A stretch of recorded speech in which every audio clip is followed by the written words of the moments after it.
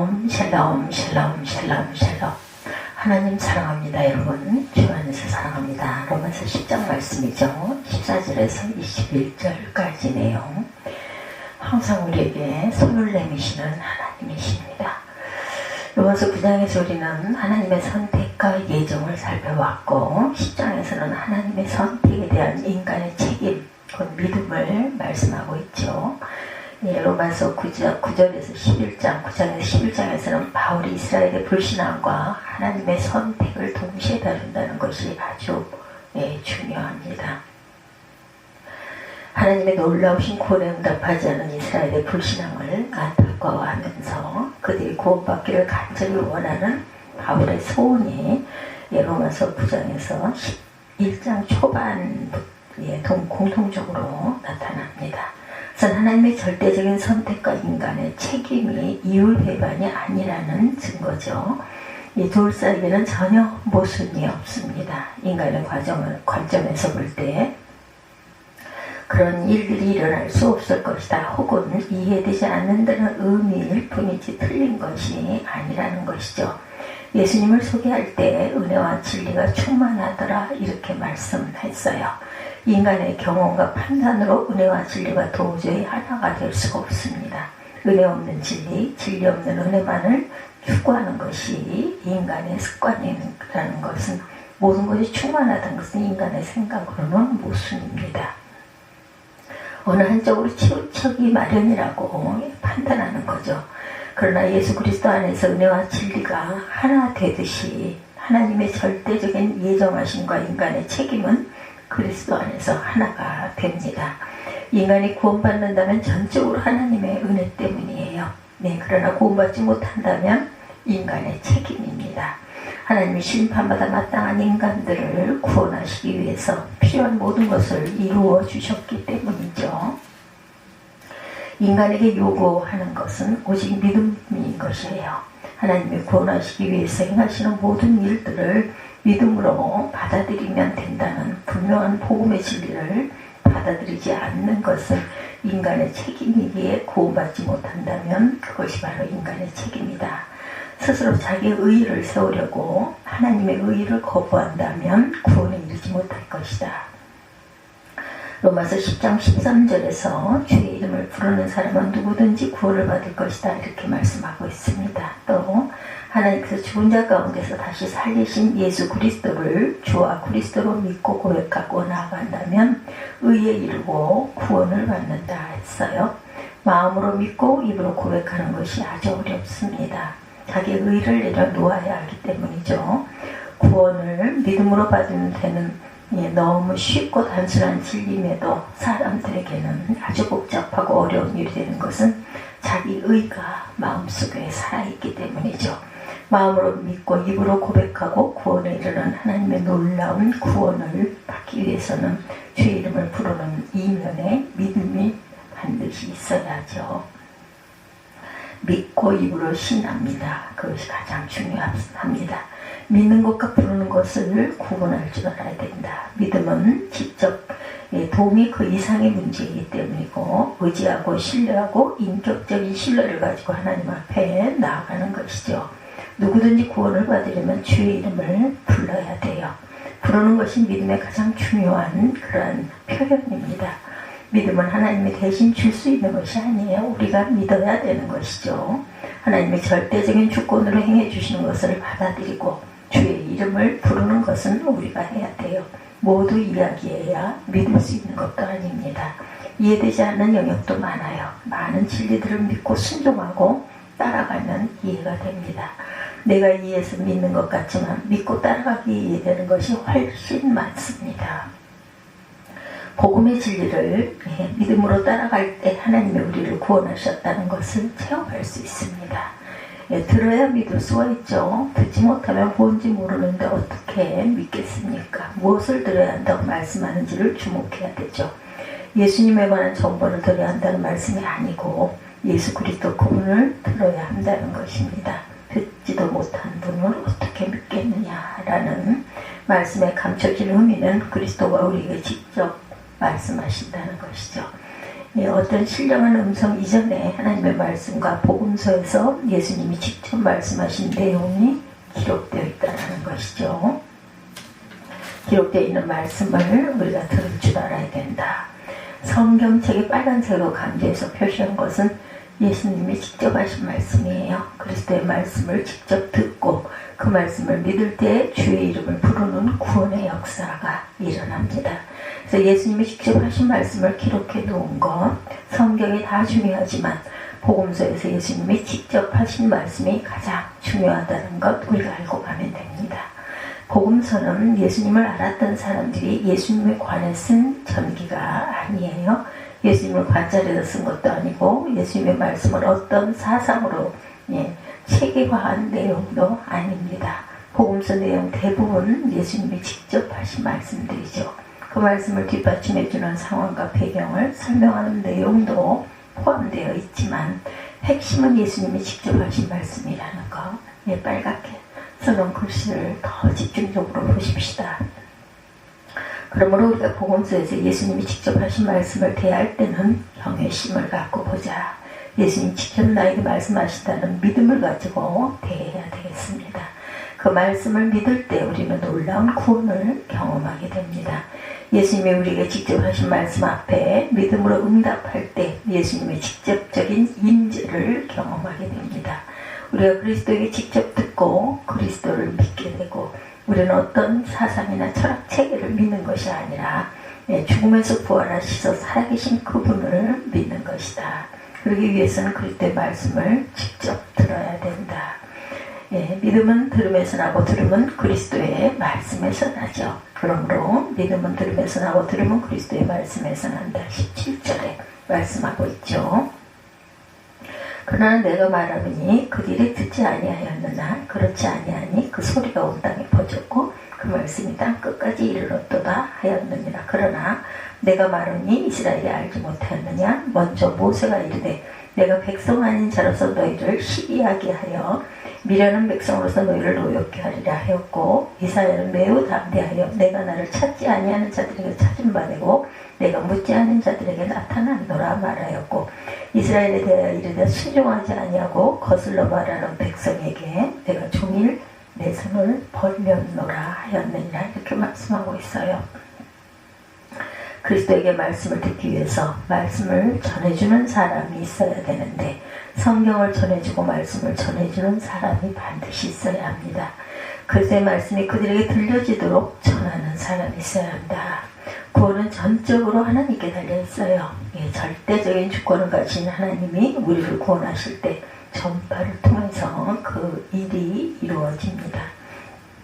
오늘 보니 19절부터 21절까지 이스라엘이 알지 못하느냐 먼저 모세가 이르되 내가 백성 아닌 자로서 너희를 시기하게 하며 미련한 백성으로 너희를 노엽게 하리라 하였고 이사야는 담대하여 내가 나를 찾지 아니한 자들에게 찾은 바 되고 묻지 않는 자들에게 나타났노라 말하였고 이스라엘에 대하여 이르되 순종하지 아니하고 거슬러 말하는 백성에게 내가 종일 내 손을 벌렸노라 하였느니라. 이렇게 말씀하죠.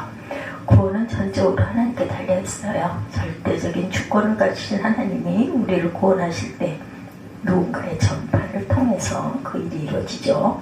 구원은 우리가 이루는 것이 아니고 하나님의 절대적인 주권에 있다. 그래서 우리가 담대히가 전할 수 있습니다. 다른 사람의 구원을 우리가 책임지는 게 아니라 그 책임은 하나님이 지시죠. 우리는 전하는 것입니다. 그들의 운명을 우리가 좌우한다는 생각을 내려놓고 하나님의 절대적인 주권이고 우리의 책임은 전하는 책임이다. 말씀 전하는 사람은 하나님의 보냄을 받아야 합니다. 만일 하나님이 보내시지 않은 사람이 전파하면 구원의 역사가 전달되지 않습니다. 사자, 메신저, 대사는 자기 스스로 임명할 수 있는 게 아니죠. 하나님이 보내심은 스스로 만들어낼 수 있는 게 아닙니다. 하나님의 보내심을 받았느냐는 것을 확인할 수 있는 중요한 방법, 공동체입니다. 교회 공동체가 하나님의 보내심을 분별할 수 있습니다. 하나님의 보내심을 확인해주고 복음 증거를 위해서 하나님의 사람을 파송하는 일이 교회의 중요한 책임입니다. 그래서 우리가 선교사를 보내고 세상 속에 하나님의 사람들을 파송하는 것이죠. 현대 선교운동의 아버지 윌리엄 캐리 선교사가 청년 시절 교회 선교위원회를 찾아가 인도 선교사로 가겠다 이렇게 신청을 합니다. 윌리엄 캐리 선교사가.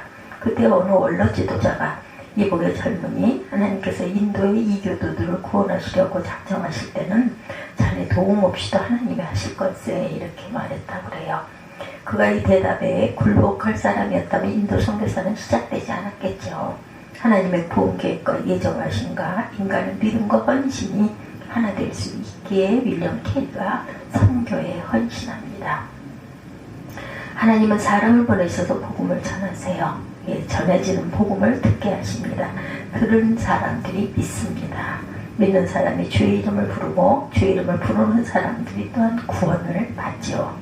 그리스도의 말씀을 전하게 하시고 보냄받은 사람이 전하는 말씀을 듣게 하시고 믿게 하시고 믿는 사람이 주의 이름을 부르는 일을 통해서 구원의 역사가 이루어지죠.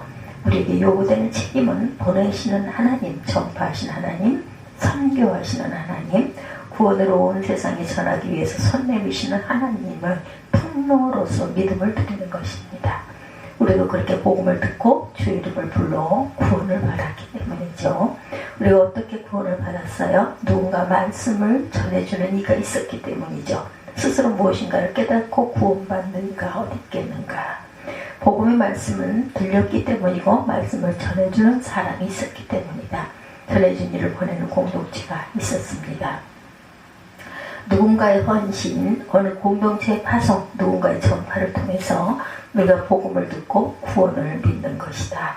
이 하나님의 구원 방법이 지금도 적용되고 있습니다. 이스라엘 역사를 보면 하나님이 출애굽 기적의 역사, 구름기둥과 불기둥의 역사, 만나와 매출하기 역사 등 초자연적인 역사가 수없이 있었음에도 불구하고 사람들이 믿었습니까? 그렇지 않았죠.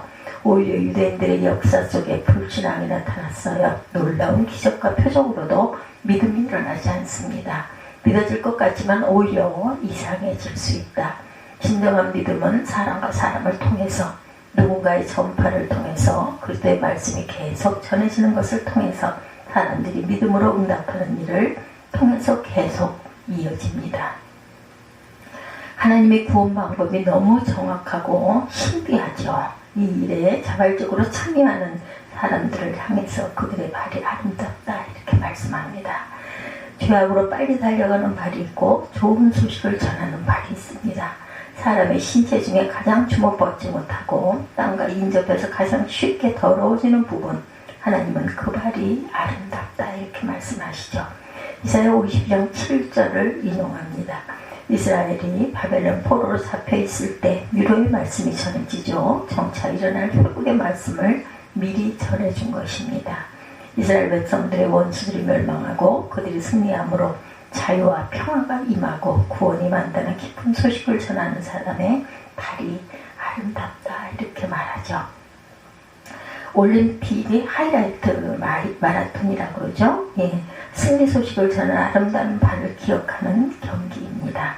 BC 490년 그리스 군대가 페르시아 군대와 싸워서 승리를 거뒀다는 소식을 알리기 위해서 전투가 벌어졌던 마라톤이라는 지역에서 아테네까지 수십 킬로미터를 달려서 우리가 이겼습니다라는 소식을 전하고 그 병사가 탈진해서 죽었어요. 그 죽은 병사를 기억하기 위해서 마라톤 경기가 시작됩니다.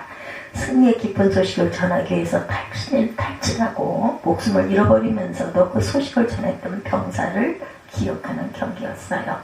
이것을 적용하면 우리는 그리스도가 우리를 구원하셨고 세상에 구원이 임했다는 승리의 기쁜 소식을 온 세상에 전하기 위해서 복음의 마라톤에 참여한 선수들입니다. 저와 여러분들은 복음의 기쁜 소식을 전하기 위해 보냄받은 선교사들이 복음의 마라톤을 하고 있습니다. 며칠 전 CGN TV 후원 행사에서 태국 CGN TV에서 열심히 일하시는 선교사의 소식을 듣고 깜짝 놀랐습니다. 141명이 태국 CGN TV에 전화를 걸어서 예수 믿고 싶은데 어떻게 하면 되나고 해서 직원들이 결신을 시켰다고 합니다. 기막힌 소식이죠. 훨씬 많은 사람들이 문을 두드렸는데 결신한 사람이 141명이었다. 올해는 11월 18일까지 결신자가 370명이라고 합니다. CGN TV를 보고 스스로 전화를 걸어서 내가 예수 믿고 싶은데 어떻게 하면 되냐고 묻고 찾아온 사람들 가운데 결신한 사람들이라고 그래요.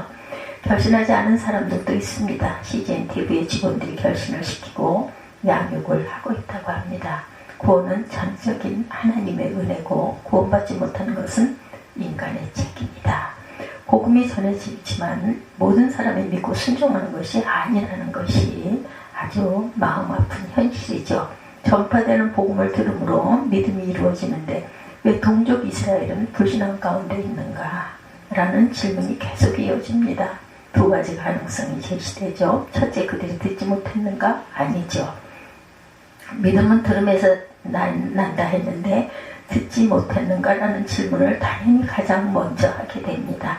시편 19편 4절에 그들의 음성이 온 땅에 퍼졌고 그들의 음성이 땅 끝까지 이르렀다 이렇게 말씀합니다. 불신앙의 원인은 듣지 못해서가 아니라 들어도 믿지 않는 완악함이 사람들에게 있기 때문이다.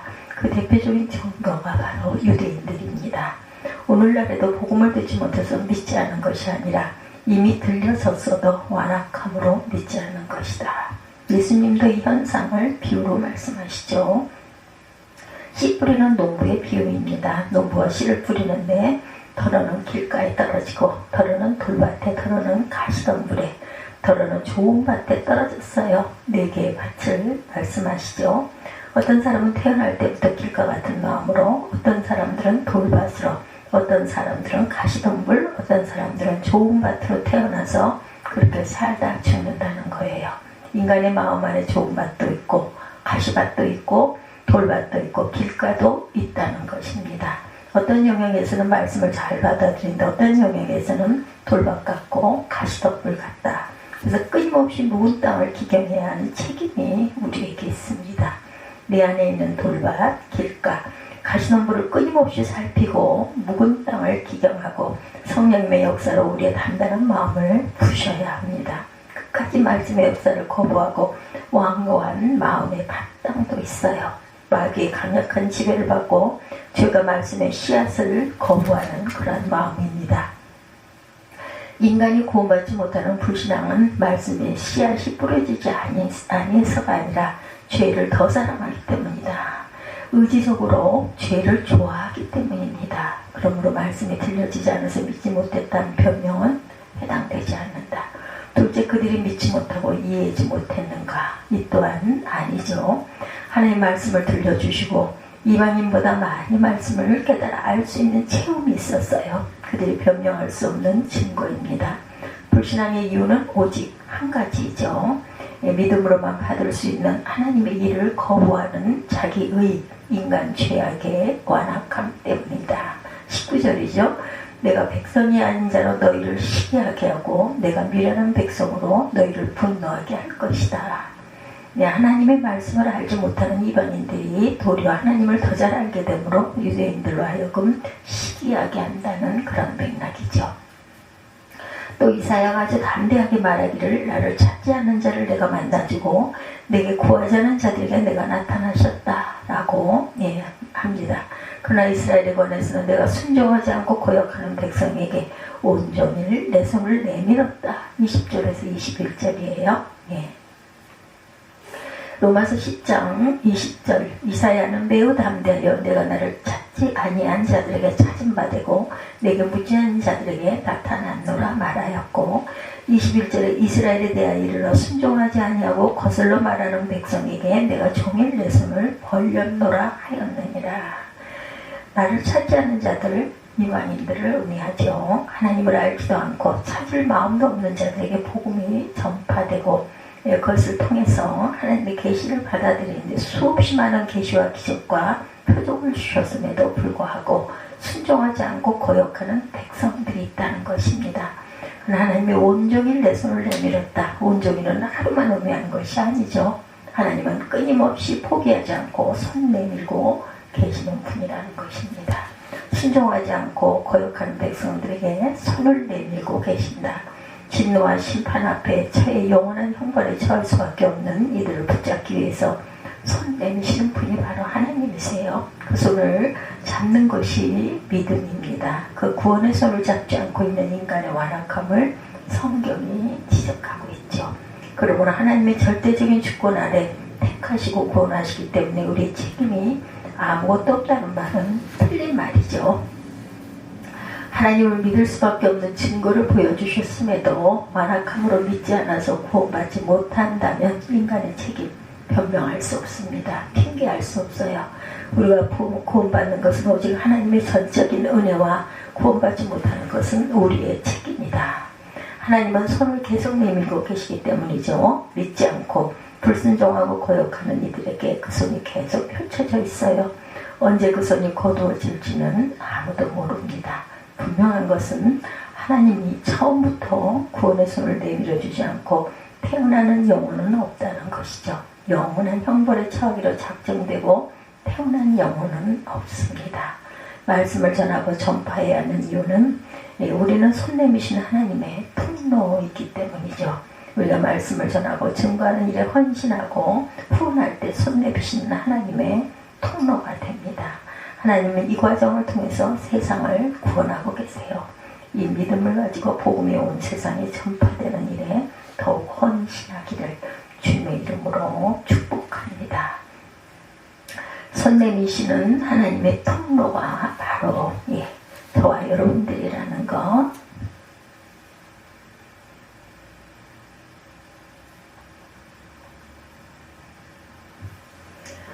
믿지 않는 저와 여러분들이 되시기를 주님의 이름으로 축복합니다. 기도하시겠습니다.